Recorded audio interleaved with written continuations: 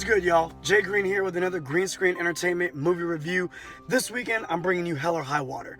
Now, you might not have heard of Hell or High Water. This movie actually caught me by surprise. I saw the trailer for the first time about a month and a half ago, and I was sold on the premise straight away. It looked great. It stars Chris Pine and Ben Foster.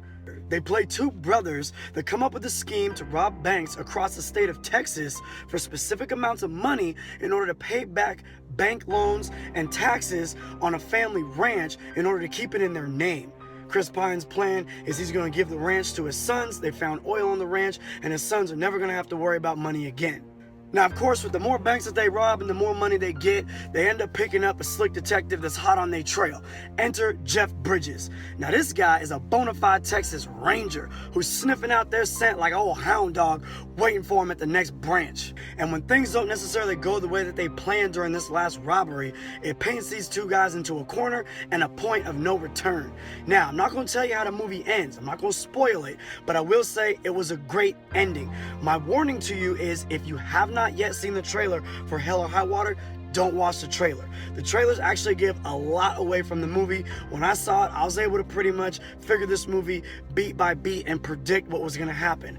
I will still suggest you go to the theater and watch it because you're not going to watch it for its unpredictability. You're going to watch it for what's in between those moments you can predict.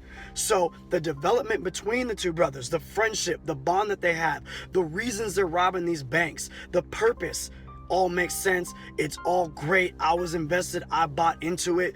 That was great to see.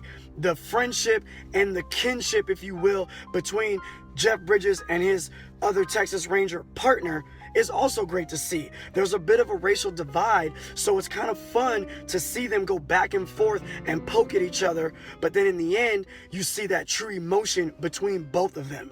That was amazing to see. The direction of this movie is phenomenal. The picture is great. There's chase scenes with the car where the camera's going in the car, to the side of the car, the back of the car, the front of the car. It's so smooth. It's so flawless. That's really fun to see in a movie that's not even technically an action film, but gives you some great action when necessary. One more point that I have to highlight is that this movie is so Texas. Now, when I say that, what I mean is Texas plays a legitimate character in this movie. Sometimes in movies, the place setting of the story is a character. Look at Nightcrawler, LA, Collateral, LA. LA was so dominant in those movies, you felt like you were there. Look at Sicario. That's another movie where the areas that they're going in to deal with these cartel leaders and whatnot plays a super big character in that movie and engulfs you in that world.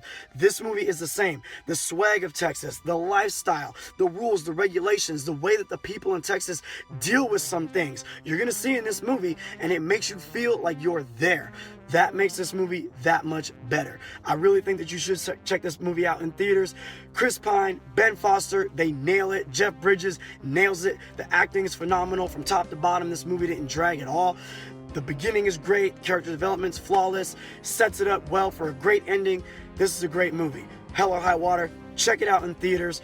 Other than that, you already know, like, subscribe. Your boy, he's out.